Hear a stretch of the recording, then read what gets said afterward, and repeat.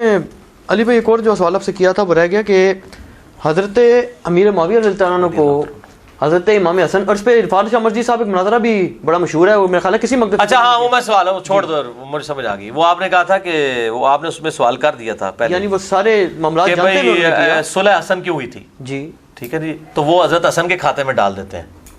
میرے بھائی حضرت حسن نے اس لیے صلح کی تھی کہ حضرت معاویہ وہ کچھ کرتے جس کی بنیاد پہ قاتلین عثمان کا مسئلہ. تو ذرا یہ ہمیں ناسبی بتا دیں کہ حضرت معاویہ کے 20 سالہ دور میں کون سے تختہ دار پہ قاتلین عثمان چڑھائے گئے ہیں.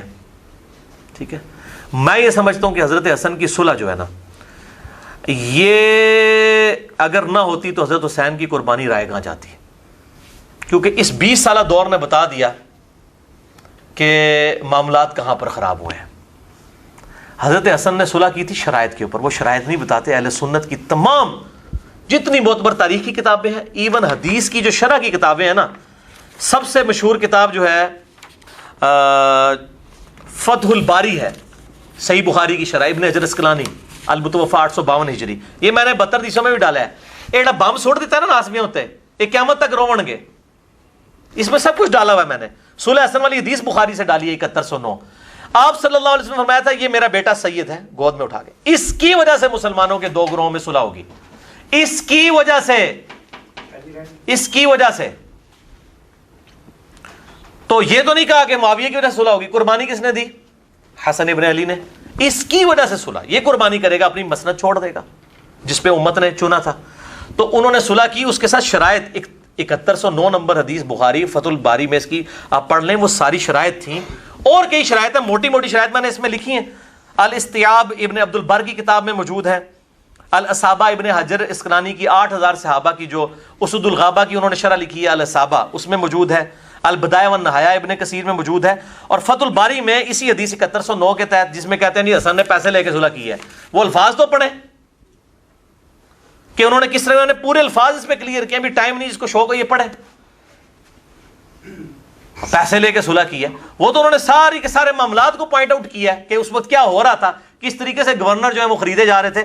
بہرحال یہ صلح کی شرائط سنیں. نمبر 1، حضرت معاویہ اللہ کی کتاب، رسول اللہ صلی اللہ علیہ وسلم کی سنت اور خلفائے راشدین کے طریقے کے مطابق نظام میں حکومت چلائیں گے. چلایا انہوں نے نظام حکومت؟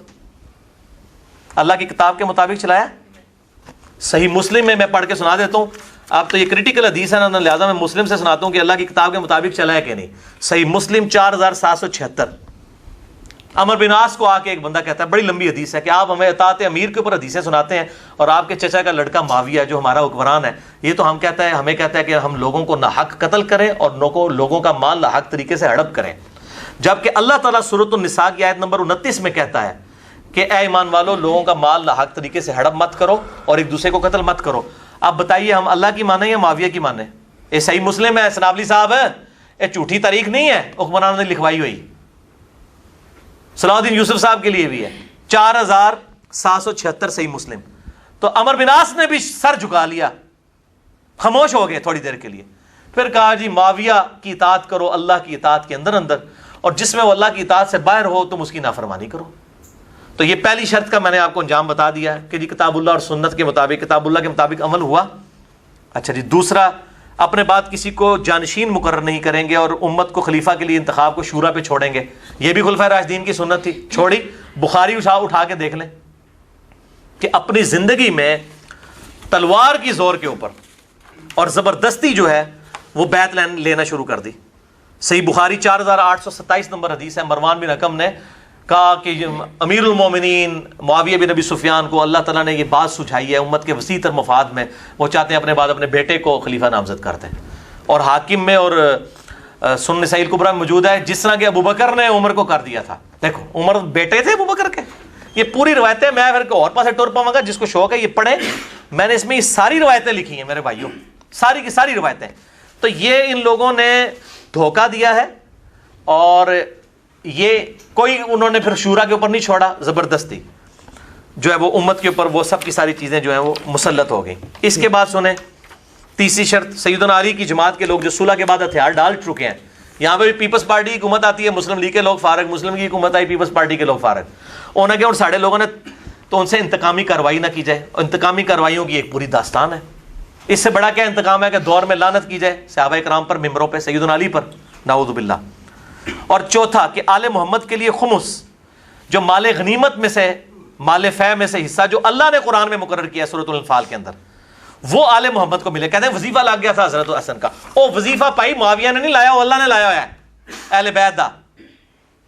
دیکھو فراڈ کرتے ہیں لوگوں کو صحیح بات بتائیں، مطلب جھوٹی وکالت تو نہ کریں نا، سچی وکالت کریں۔ تو یہ ساری حدیثیں میں نے ان کے پورے پورے معاملات لکھے ہیں۔ اچھا ان ساری حدیثوں کے بارے میں نا ترمذی سے روایت پیش کریں گے جی، نبی صلی اللہ علیہ وسلم نے دعا کی تھی ہادی اور مہدی بنا حضرت معاویہ کے لیے رضی اللہ تعالیٰ عنہ۔ حالانکہ اس حدیث کو کتنے محدثین ضعیف سمجھتے ہیں، امام حاکم، امام نسائی اور کئی اہم، باقی لوگ اسے حسن درجے تک لے جاتے ہیں، البانی صاحب اور شیخ زبیر صاحب، صحیح نہیں حسن تک، اور کہتے ہیں کہ بس یہ حدیث سے سارے معاملات کور ہو گئے۔ ہم یہ کہتے ہیں ہادی اور مہدی جس کے لیے دعا کی ہے اس کے اعمال ویسے ہوں گے جو بخاری اور مسلم میں آئے ہیں کہ لوگوں کو نہ حق قتل کریں گے، وہ لوگوں کا مال حرام طریقے سے لوٹا جائے گا، سنتوں کو بدلا جائے گا۔ کتنی میں نے روایتیں بخاری مسلم کی، باقی تو چھوڑ دیں۔ اگر یہ کریکٹر آپ سمجھتے ہیں ہادی اور مہدی دعا قبول ہوئی ہے اور یہ کریکٹر ہے تو آپ پھر خود فیصلہ کر لیجئے، یا تو آپ کہہ دیں دعا قبول نہیں ہوئی، یا کہہ دیں آپ کے یہ حدیث ہی جعلی ہے۔ تو میں تو یہ نہیں کہتا کہ دعا قبول نہیں ہوئی، حالانکہ اس کے بھی چانس ہوتے ہیں، آپ سمجھ کی ضروری نہیں ہر دعا اللہ تعالیٰ بعض اوقات واپس بھی کرتا ہے۔ ہم دوسری طرف جاتے ہیں کہ یہ حدیث، ہم ان محدثین کے ساتھ ہیں جو اس روایت کو صحیح نہیں سمجھتے، وہ فٹنگ ہی نہیں بیٹھتی اس کے ساتھ، ان اعمال کے ساتھ نہیں نا فٹنگ بیٹھتی، اگر بیٹھ جائے تو ہم مان لیں، ٹھیک ہے۔ اور دوسری روایت جو مسلم میں ہے کہ خدا اس کا پیٹ نہ بھرے، اور اس کے ساتھ وہ کہتے ہیں کہ جی اوپر حدیثیں پڑھے، اوپر لکھا ہوا ہے کہ نبی صلی اللہ علیہ وسلم نے کہا کہ میں بھی ایک انسان ہوں، اگر کسی کے لیے بدعا کر دوں تو اے اللہ اس کو دعا بنا دینا، تو یہ حضرت معاویہ کو دعا دی ہے نبی صلی اللہ علیہ وسلم نے۔ اچھا، اور پوری گل پڑھو، اس میں الفاظ ہیں کہ اگر وہ اس چیز کا اہل نہ ہو جس کو میں بدعا دے رہا ہوں، اگر اہل نہ ہو تو پھر دعا بنا دینا، اگر وہ اس بدعا کا اہل تھا پھر وہ بدعا ہی رہے گی، اور اس معاملے میں بدعا رہی، کیونکہ اسی کا طریق جو دلائل النبوہ میں، یہ میں نے سارے ڈالے ہیں امام بہیقی کی کتاب میں، اس میں راوی آگے کہتا ہے کہ نبی صلی اللہ علیہ وسلم کی دعا ان کے حق میں قبول ہوئی اور معاویہ کا پیٹ پوری زندگی نہیں بھرا۔ اور یہ روایت آدھی لکھی، شیخ غلام مصطفیٰ ظہیر نے بھی آدھی لکھی، حضرت معاویہ کے دفاع پہ 150 صفحہ کالا کیا، اور یہ والی روایت آدھی لکھی۔ آگے راوی کا فام بتایا نا، سلف کا فام، پوری زندگی پیٹ نہیں بھرا، ٹھیک ہے جی۔ تو یہ باتیں کرتے ہیں لیکن وہ آدھی باتیں بتاتے ہیں۔ ہم احترام کے دائرے کے اندر، اب یہ کہیں گے جی جب ڈسکس کر رہے ہیں تو میرے بھائی علم کے میدان میں جذبات تو نہیں ہوں گے نا، چیزیں ڈسکس ہوں گی۔ میں پھر کہوں گا کہ اہل حدیث سب سے بڑے گستاخ ہیں صحابہ کے، اگر یہ رول مان لیا جائے۔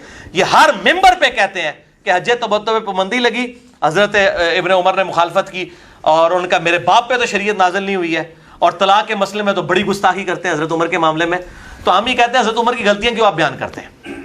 اچھا، پھر وہ حدیث مسند احمد سے بیان کرتے ہیں کہ ابن عباس کو کسی نے کہا کہ ابو بکر عمر کا یہ قول ہے، انہوں نے کہا میں تمہیں حدیث سناتا ہوں اور تم جو ہے وہ ابو بکر عمر کا قول بتاتے ہو، قریب آسمان سے پتھر نازل ہو پڑے۔ تو یہ حضرت ابو بکر عمر کو نبی صلی اللہ علیہ وسلم کے مقابلے پہ جو کھڑا کرتے ہیں اس طریقے سے، یہ تو خود کر رہے ہوتے ہیں۔ آپ کروڑوں معاویہ لے، ایک حضرت عمر کے برابر نہیں ہے، رضی اللہ عنہم اجمعین۔ میں تو رضی اللہ تعالیٰ عنہ ہی کہتا ہوں، دعائے خیر ہی کرتا ہوں سب کے لیے، کیونکہ میں ان کو صحابی مانتا ہوں، میں ان کو نعوذ باللہ منافق نہیں مانتا رافضیوں کی طرح۔ بلکہ اصول کافی میں بھی بلکہ یہ نہج البلاغہ میں سیدنا علی کے جو خطوط ہیں معاویہ کے لیے، وہ السلام علیکم سے شروع ہوتے ہیں، کوئی منافقانہ اس میں معاملات نہیں ہیں، لیکن غلطی اپنی جگہ پہ، سیدھی سی۔